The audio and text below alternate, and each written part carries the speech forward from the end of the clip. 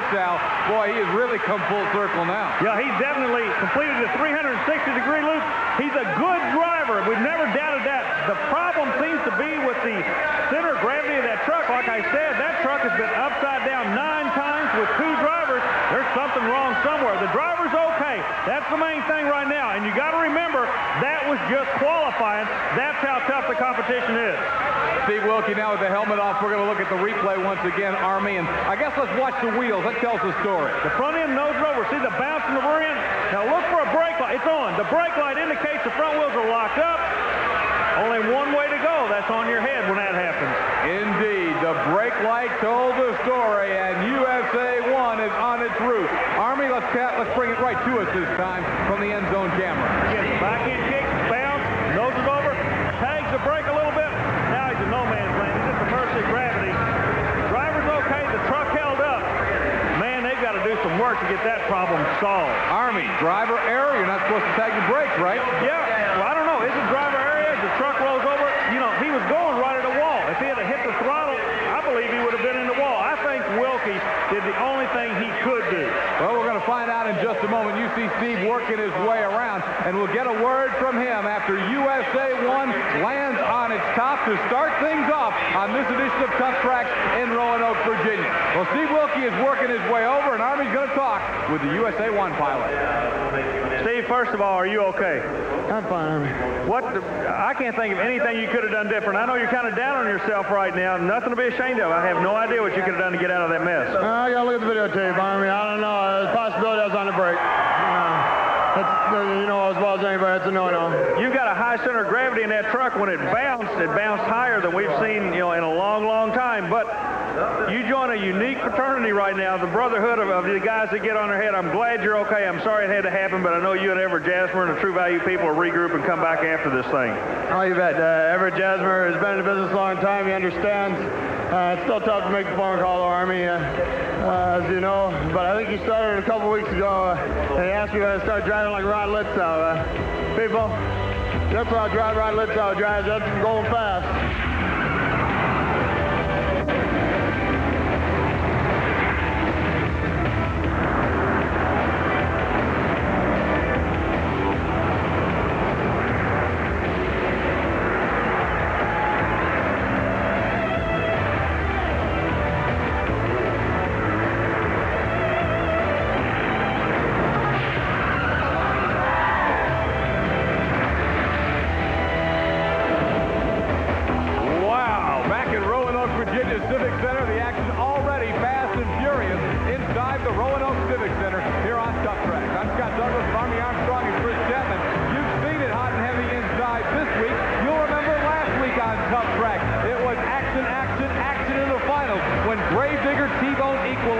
Before we get started today, Army was able to spend some time with Equalizer driver David Morris.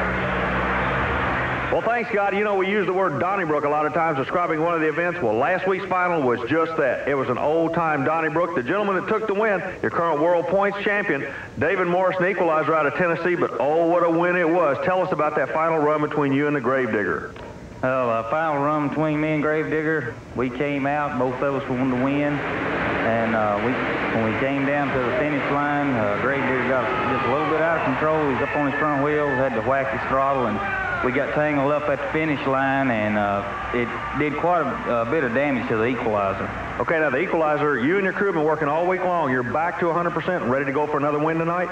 Yeah, we're ready. Well, that's it from the Monster Truck portion of the program. Let's check with Chris Chapman to find out about pulling in Atlanta. Thanks, Army. Later on here on Tuff Trax, we're going back to the Omni in Atlanta, Georgia for some more pulling action. This time it's going to be super modified two-wheel drive truck pulling. The 1988 TNT All-American Pulling Series champ, Mike Stowe, driver of Bad Dog, really wants to win badly there. And we'll see a little bit later on if he's going to get it. But right now we're in the stands here in the Roanoke Civic Center with some Monster Truck fans. And we're going to see who their favorites are for the race here tonight. What do you think? Who's going to win? That white one. That white one? Is it USA 1? That's USA 1. How about you, sir? Who do you think's going to win? Gravedigger. Gravedigger. Digger. And how about you? Grave digger. There's a grave digger. How about you? Grave digger. Grave digger. You? Grave digger. Seems to be unanimous. A grave digger fan. Obviously, they're all around me. We'll see a little bit later on here on Tuff Trax. But now let's turn it over to Scott Douglas. Chris overstating the obvious. This is grave digger country. Dennis Anderson stomping ground, Roanoke, Virginia. They came to see him, and they hope to see him win. And Dennis is here to put on a show for him. Maybe that explains part of last week's final against Equalizer. Army talked with Dennis about that run in the final a week ago. And also mending took place in Roanoke, Virginia, as the final came down to the grave digger and the Equalizer and Dennis Anderson. It was literally a war out there last week. Yeah, it was, Army. You know, when I came to the line with David, I hadn't run that lane all night. I've been favoring the right side because I figured that was the best lane to run out of. I qualified good in it. I jumped in that left lane. I had a little problems leaving the line, and I tried to make up for it. And I got a real bad bounce. I think when I came over the hill, the front end of the truck bounced up, and it kind of more or less done a little wheelie to the cars, and it hit the back wheels and would trip the truck and throw the tail end up in the air. And I just come across the cars on the front wheels, and I nearly turned over, and I thought I was going to turn over and get Equalizer, so I had to hammer into the motor to pull out of the nosedive to keep from turning over. And as I hammered into it, I rammed him right in the side, tore his truck up. I done a little bit of damage to my truck, but he kind of got the worst end of the deal. Let's talk about the damage that was done to your truck. Really a lot of sheet metal damage, plus you blew a tire out. Other than that, not that high dollar type of damage. You're going to be back this week in action, but man, he's been out there hammering and nailing, trying to get his truck back together. A lot more damage to him than to you. Yeah, well, see, these big old heavy steel shields, you know, I jammed right in and I broke his high dollar coilover shocks and broke a few other things underneath the truck because I really hammered him hard, and it pinned him to the ground because it popped 2 tires off the rim on the other side, and it jammed him down into the ground, so I pushed on him pretty hard. Indeed, the damage obvious to both trucks, but most noticeably to the world champion Equalizer. Look at that side. That's on the Equalizer. I don't get mad. I get even. We'll find out if that's true a little bit later here on Tuff Trax. Tuff Trax is brought to you by Micro Machines, the most colossally collectible vehicles in the world. If it doesn't say Micro Machine, it's not the real thing. Welcome back to Tuff Trax coverage of the Major League and Monster Truck Racing, the TNT Monster Truck Challenge. You're going to see Equalizer battle Buffalo Tremor in first round action. Mad Dog takes on the big Liquidator Ford.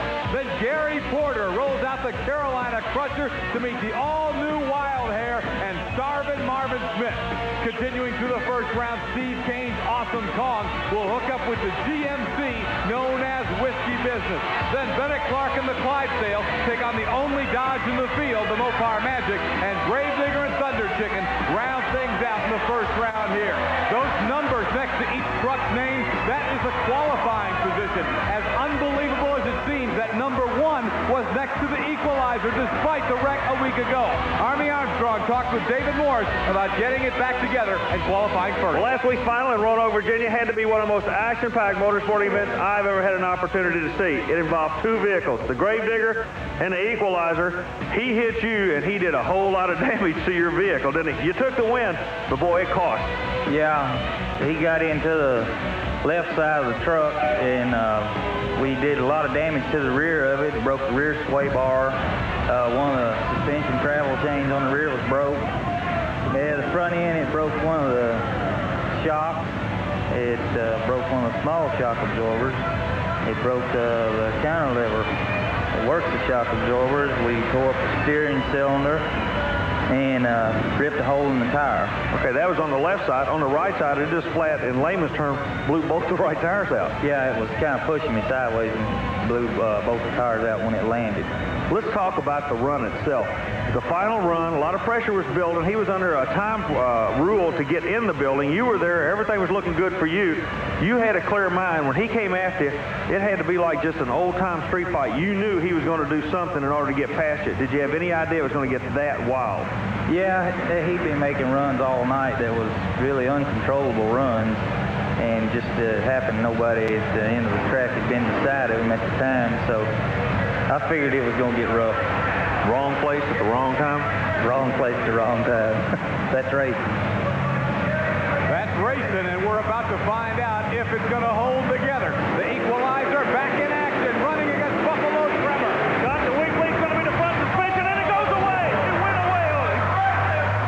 The entire front end of the truck has collapsed. So obviously, maybe not enough bolts and not enough screws. They did not get it put back together. Watch it again, Army. The truck took a good bounce, but when he tagged the brakes on the final landing right here, that's when the front end went away on him.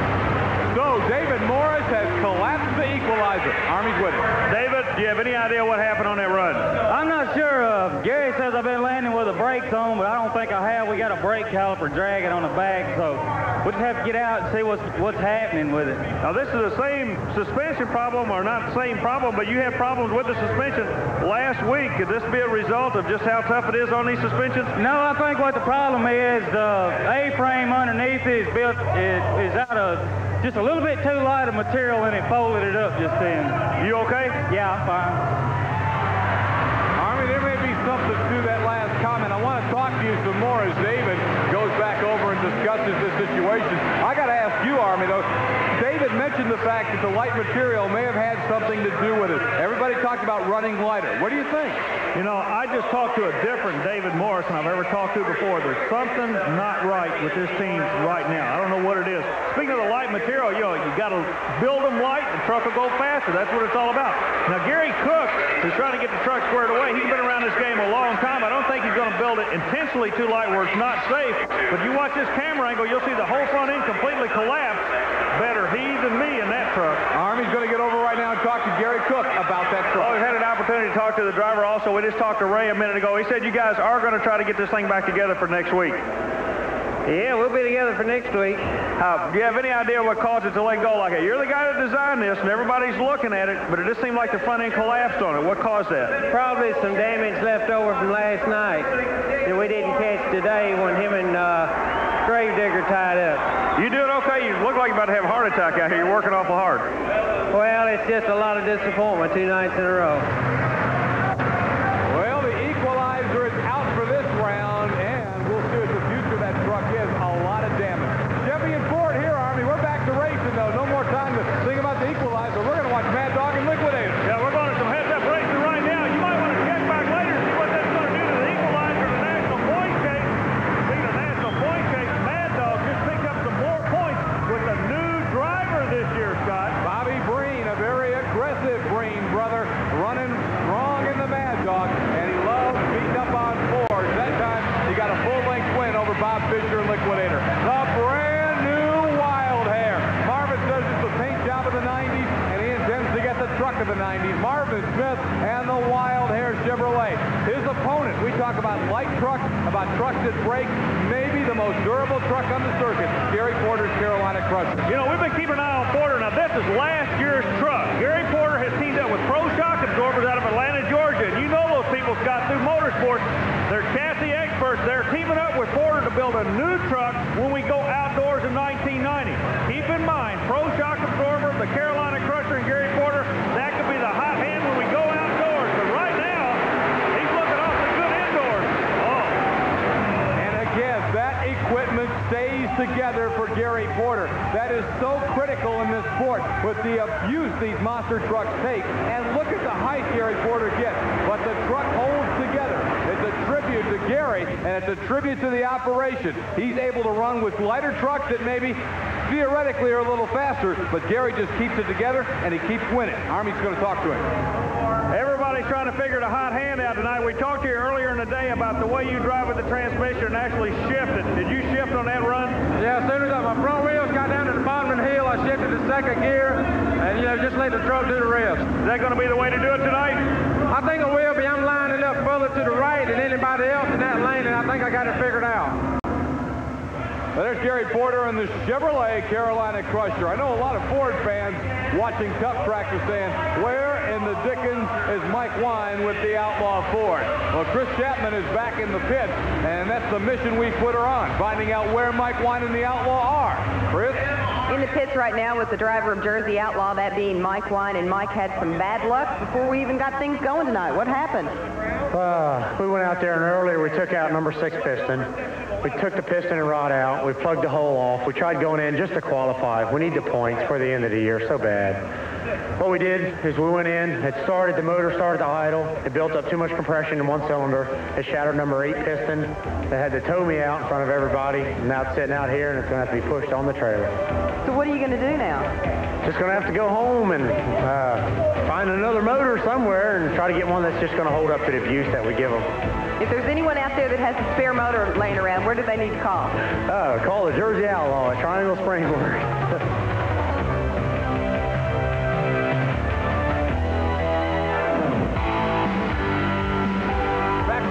Tuff Trax. Let's update the point situation on the Restore Automotive Products TNT Monster Truck Challenge points board. Equalizer with a huge lead coming in, but as you've already seen, that's going to change a little. He'll keep the lead, but these other guys will pick up some ground. Gravedigger's back in second. Crunch is holding on.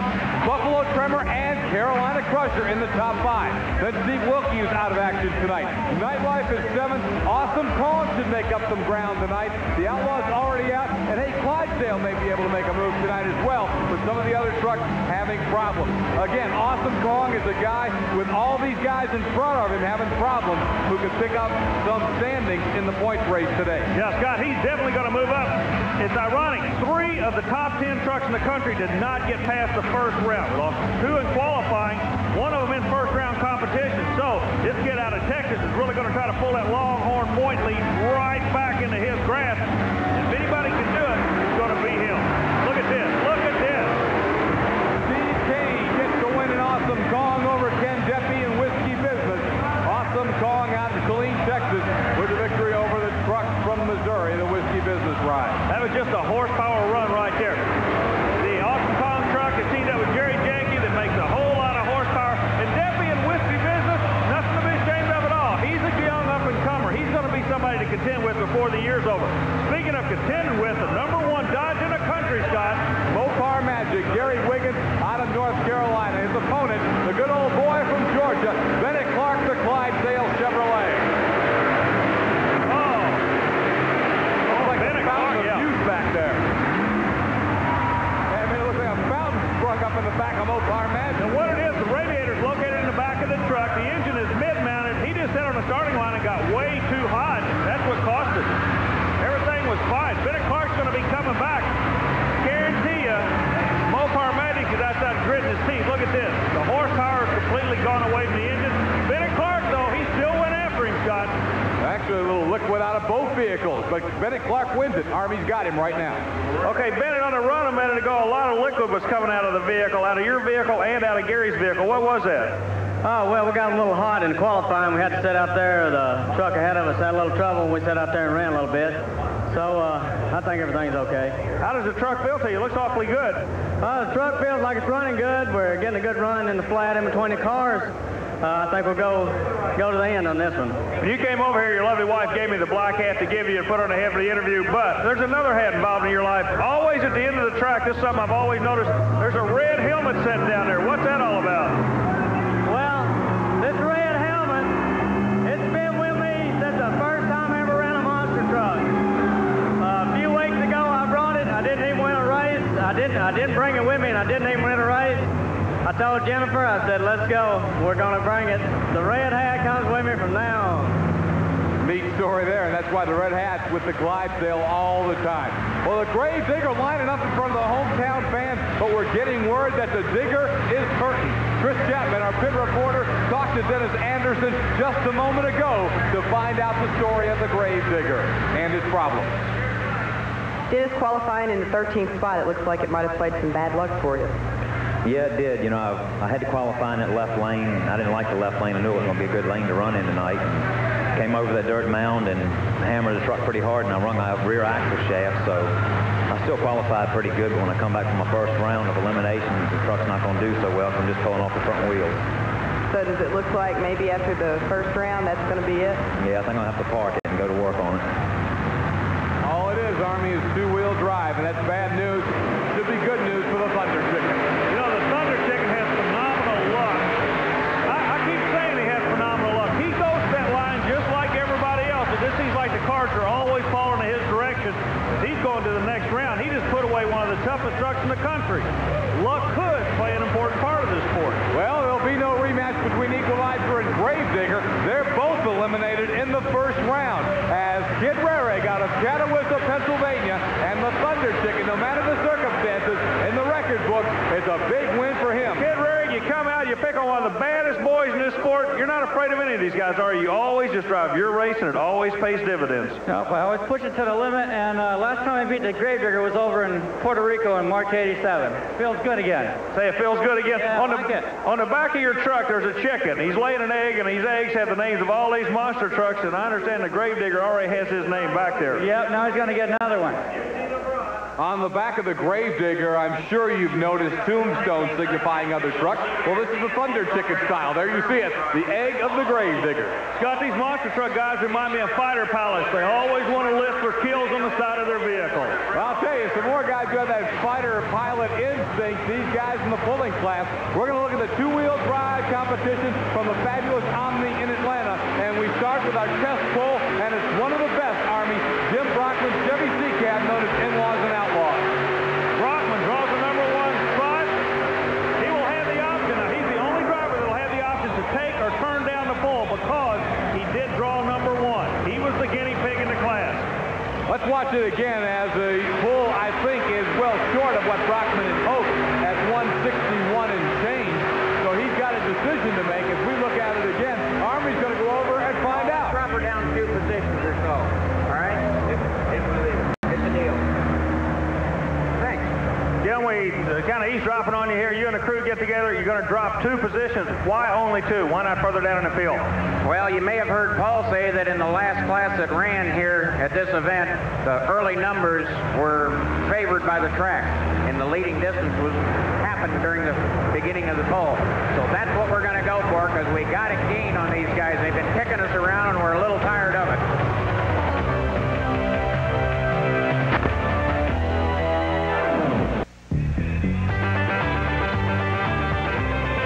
Truly a bad dog on your screen right now as Tuff Trax brings you the TNT All-American Pulling Series from the Omni in Atlanta, Georgia. It's Mike Stowe and the former national championship Ford, known as a bad dog. Now, a little bit earlier, we saw Jim Brockman's Chevy C-Cab as the test puller.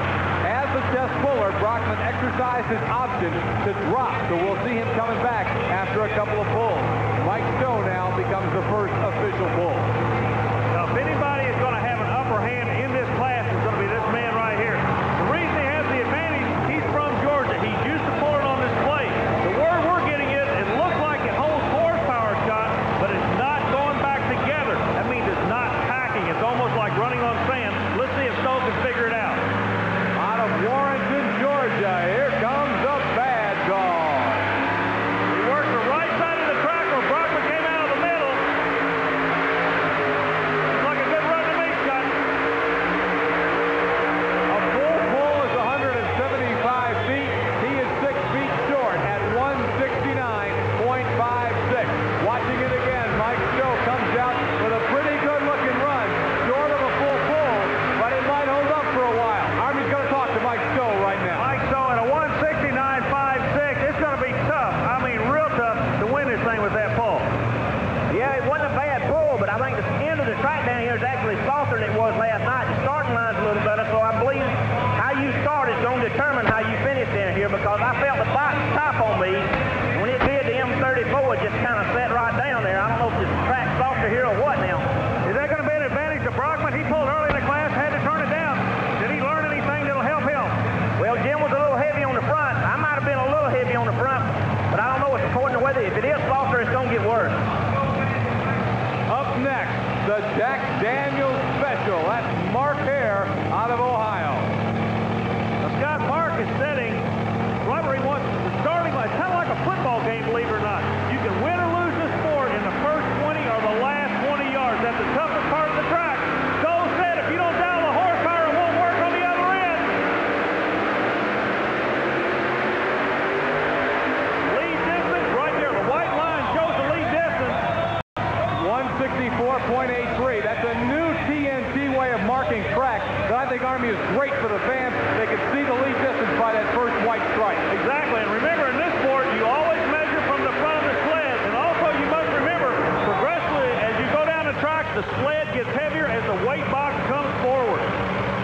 Brockman.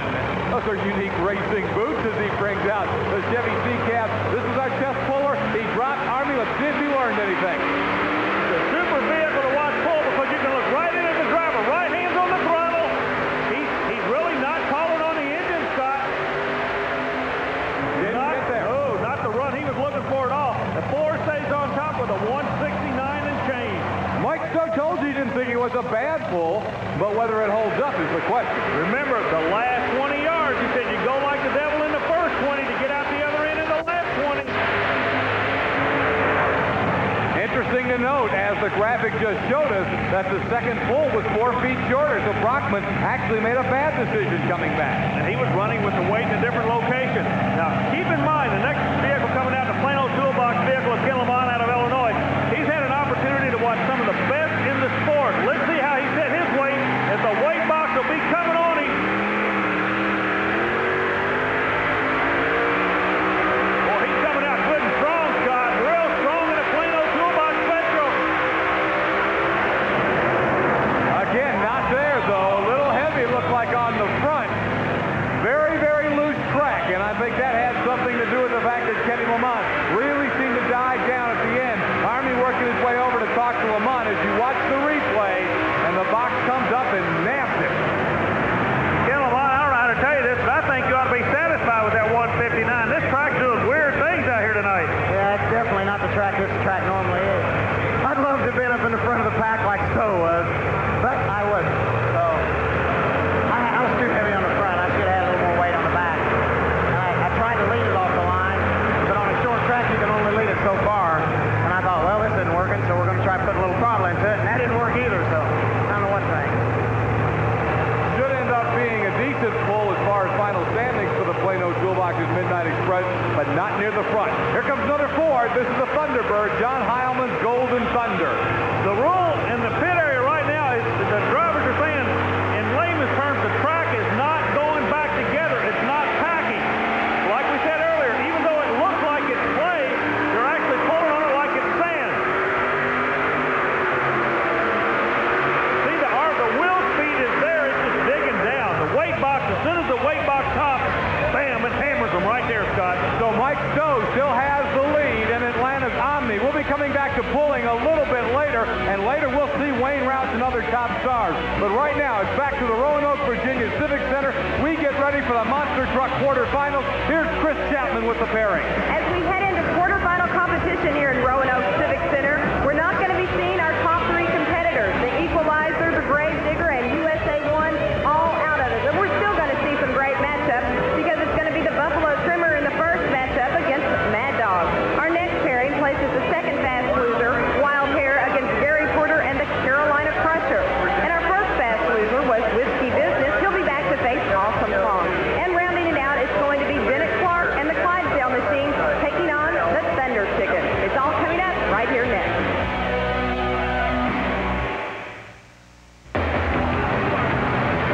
We're back with the superstars of Monster Truck Racing coming at you right here, only on Tuff Trax. Scott Douglas, Army Armstrong, and Chris Chapman at the Roanoke, Virginia Civic Center. You get a good look inside one of the original Chevy Monster Trucks, the Mad Dog, and Bob Breen. His opponent will be the big engine, big horsepower operation of John Kwasniewski, the Buffalo Trimmer from the Buffalo, New York area. Johnny K gets back into this thing via the brake rule, so he's got a lot to prove in this run. The Mad Dog's going to make him work for it. All right, the New Yorker's coming back. Buffalo Trimmer getting the victory. John Kwasniewski with the win, although it looked like there were some problems at the end of the run with a drive shaft. John Kwasniewski with the win, but is he alive? Army's going to talk to him. Johnny, we're going to hang on to you for just a second. Looks like a rear drive shaft went away. Yeah, we lost universal on that run. We have to get it back out there. I think we can get it fixed. You are going to make it to the next round? Yeah, we will. We just have to hustle. Get back in the pits. We'll see you then. Right, thank you, Army. John Kwasniewski, as Awesome Kong will be coming out to take on Whisky Business in just a few moments. And earlier today, Army was able to spend some time with driver Steve Cain about the whereabouts of Awesome Kong in 1989. You'll remember he gave up on the points race midway through the season. Here's that interview with Army and Steve. when the Renegade World Championship Series started just a few years ago, one of the big players in the game was the Awesome Kong truck out of Texas. Now, for a year, he ran right up at the top. Then the drivers decided, we're going to have to regroup. These guys are starting to catch us. We're standing with a new driver, Steve Cain. And Steve, tell us about Awesome Kong. And a lot of people want to know, where were you for the last half of 1989, and why did you come on so strong for the first half of 1990? Well, Army, we felt that we was competitive in '89, but it just seemed like our motor wasn't big enough. You know, they'd always pull us on the long courses and everything like that. So we went back home and we done some thinking and stuff like that, and we finally hooked up with old Jerry Janke down there in San Antonio, which is known for building a lot of racing motors and things like that. And it seems to work pretty good this year for us. Army, there's no question that the name Janke is universally known throughout racing. Yeah, that, when you spell Janke, horsepower. No question about it. And Awesome Kong has got that Janke making the power for him right now. And he beat Whisky Business. Oh, rough ride for Ken Deppe, but Whisky Business hanging in there. Awesome Kong gets the win. God, this track is turning into something awfully rough for some reason. Watch the replay. Both these guys are really taking some hard hits. That could play a major role later. Who doesn't stay together is not going to be around for the next round. Whisky Business really got launched. It's kind of a good thing he didn't have any more speed or horsepower built up. He might have sailed out of here. Bennett Clark and the Clydesdale will hook up with Kid Rarig Thunder Chicken. Oh, we talked to Rarig earlier about his luck, the fact that he put away the Gravedigger. We talked to the Clydesdale about his superstition being the red helmet. Which power is over going to rule the other, or is it going to come down to who makes the most horsepower with these awesome monster trucks? Good race. Bennett Clark with the victory. The Clydesdale out of Powder Springs, Georgia, gets the win over the Northern boy. Kid Rarig out of Catawissa, Pennsylvania. Army is going to talk to the winner, Bennett Clark of Clydesdale. Well, fellas, in Roanoke, Virginia, we're nearly down to the final four. We're handing Bennett Clark at Black Hats. The gentleman is superstitious. We're going to congratulate you on getting down into the final four, but it's going to be tough sledding from here on out, Bennett. Yeah, I know it. I think I got to run Awesome Kong next. He's been running pretty good. We're running times pretty close, so I think I can take him next round. Gary Porter's Carolina Crusher, one guy who is looking forward to this race and this day in Roanoke, because I think Gary figures he's got the field covered. Everybody else is breaking, and the Crusher keeps on ticking. God, this is almost like looking at a mirror. These two guys ran earlier. They come back with the brake room. The previous run was the same way, with the same result. Up in the air. The Porter's getting with that Carolina Crusher. Easily winning over Marvin Smith's Wild Hair. Gary Porter and Carolina Crusher storms his way into the final four with that leap. And a big bounce at the end, but Gary able to pull it back in. So Porter looks super strong today, especially with the fact that Equalizer, Gravedigger, and USA 1 have not been able to make it to the final four. Porter is looking good, and Gary acknowledging the cheers of the crowd as he comes out of the Carolina Crusher. Army's going to talk to him. Gary Porter, it's about like you like it. The odds are 4-1. This is you. I hope it is. I've been due for a win for a while, and I hope I can take it tonight. You're taking a real weird bounce, and it looks like to me you're almost going to get into the wall because you've got to throttle that truck as soon as you hit to keep it on the ground, don't you? It is. I've been lining up to the right of the lane, and this time I went a little bit further to the right, and I think I went a little bit too far, and I'll be bringing it back to the left a little bit. We'll be right back with the TNT All-American Pulling Series in Atlanta, Georgia.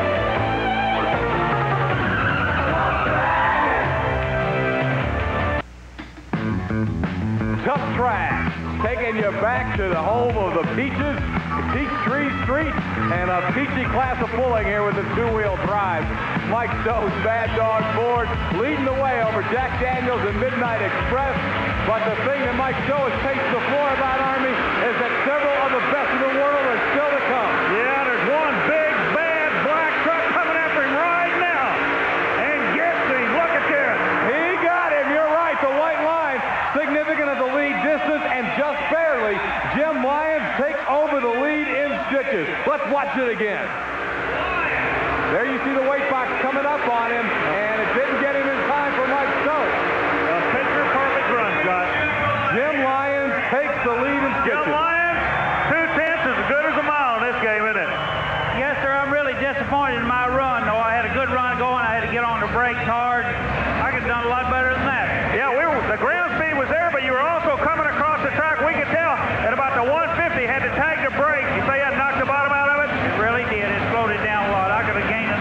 Deppe. Tell you what, the new truck is working. Good luck to you. Super, thanks.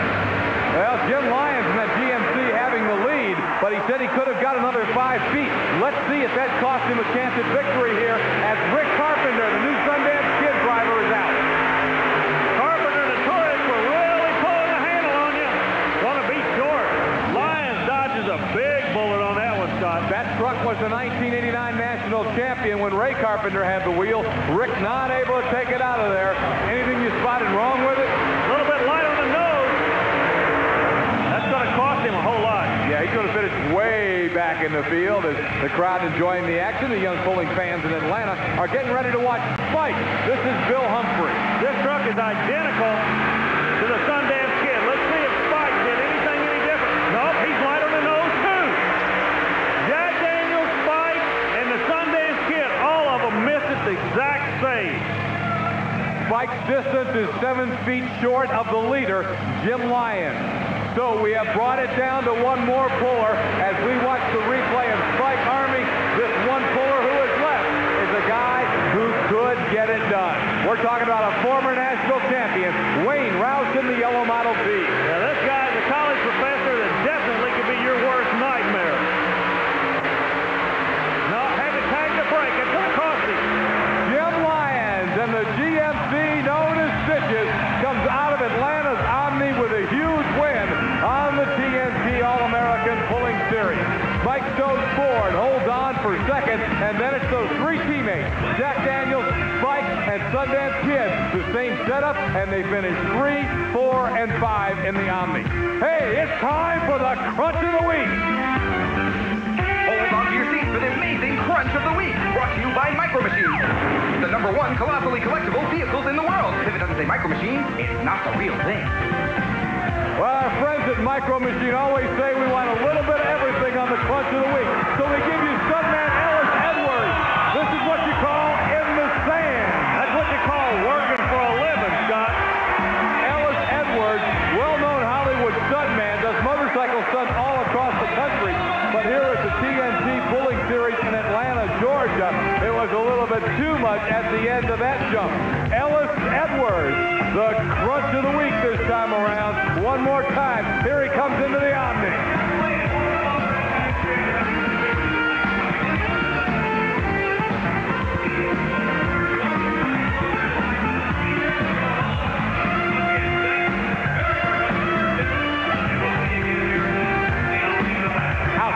That's a true Crunch of the Week, brought to you by Micro Machines. I've done that before.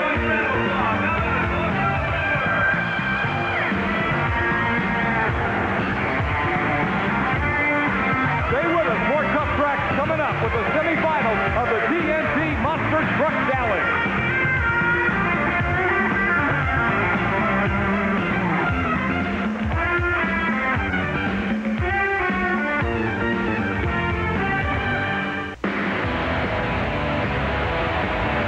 Welcome back to the Major League of Monster Truck Racing, the TNT Monster Challenge. Here's the semifinal set up in Roanoke. It'll be Buffalo Tremor against the Carolina Crusher, and then Awesome Cain to take on Clydesdale.